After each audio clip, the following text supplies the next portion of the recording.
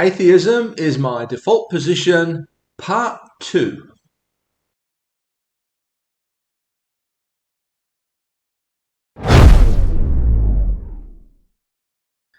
A few days ago I posted a video called Atheism is my default position. I didn't intend it to be part 1 of 2 parts, but after some of the comments I thought it might be useful to say a bit more about this, particularly as it relates to my childhood. I never intended this to be anything more than an account of my own experiences. It was never intended to be some general claim about the initial status of every human being. That can be a discussion for another time. I was born in England in 1957. My parents were C of E, Church of England, Anglican. Pretty much everybody was C of E, among the people we knew anyway. To say you were C of E wasn't to say much more than that you were English. It said very little about your own personal beliefs regarding God. To be clear, my parents didn't declare themselves to be atheists or agnostics. They didn't declare themselves to be anything other than C of E. But as I've indicated, that's really just a declaration of cultural allegiance rather than any statement about God or Christianity as such. The question of God just never came up. It wasn't on our minds. It didn't touch our lives. It was a matter of indifference. It just wasn't important. Perhaps if they were pushed, my parents may have said that they believed in God. But they were never asked, as far as I'm aware. And if they answered yes to this question, it would have been difficult to detect any way in which this actually affected their lives or behaviour. I'm not saying that as a child I didn't know anything about God. I had some idea of what that meant. But at a very early age, I became very interested in Greek and Roman mythology. I liked the stories.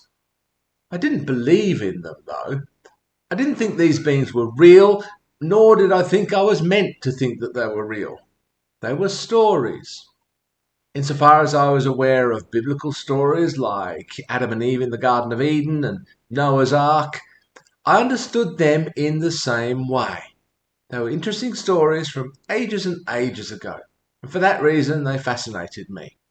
I also had a growing interest in science fiction and fantasy, and later in superheroes such as Superman. From the age of 6, I grew up with Doctor Who, then a few years later it was Star Trek and Lost in Space.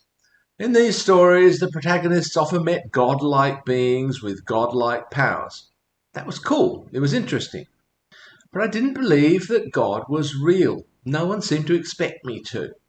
These were stories about Zeus or Daleks or about Khan. In the second episode of the second season of Star Trek, the crew met a being claiming to be Apollo. The gods as aliens made for great stories. I didn't believe this, though, of course. They were stories. So was the Bible, as far as I knew anything at all about it.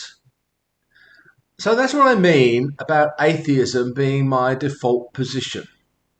Look, I may have believed in Father Christmas at one stage. Maybe I believed in ghosts or psychic powers. As kids, my sister and I went through a phase when we played with a Ouija board, or one that we set up ourselves with letters and numbers and a glass on the table. We might have talked to spirits or aliens. It was all the same to us. But none of this had anything at all to do with God. Just as an aside, I can see you all now, you demon-obsessed evangelical Christians, getting your eager little fingers ready to type about demons and how I'd let the devil into my life. Heard it all before, my friends. So I'm not saying that there was no mystery in life for me as a child. Of course there was. I was a child. Many things seemed mysterious and otherworldly. My understanding was pre-scientific. There were many things I didn't understand as a child, so I tried to fill in the gaps. It never really occurred to me to fill the gaps with God, though. It was more likely to be aliens or psychic powers. It wasn't really until my teen years that I was really confronted with the question of God. By that time, I was more widely read. I'd met people who actually believed in God, who said that they believed in God.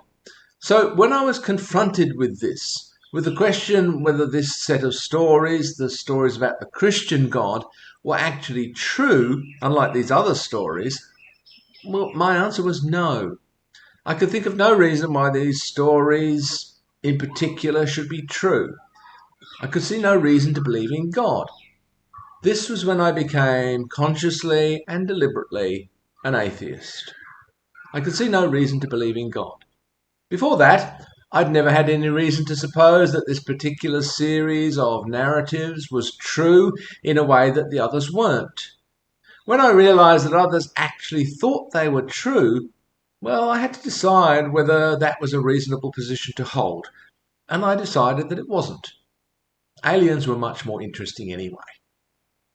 That's not the end of my journey through this particular country, but it's enough for today. Hopefully that makes it clearer what I mean when I say that atheism was my default setting. Even if I didn't explicitly embrace atheism until later in life, prior to that I had never actually believed in God. It didn't really occur to me as an option. Anyway, enough of that. It's time for me to get my Ouija board out. I promised I'd give Cthulhu a call.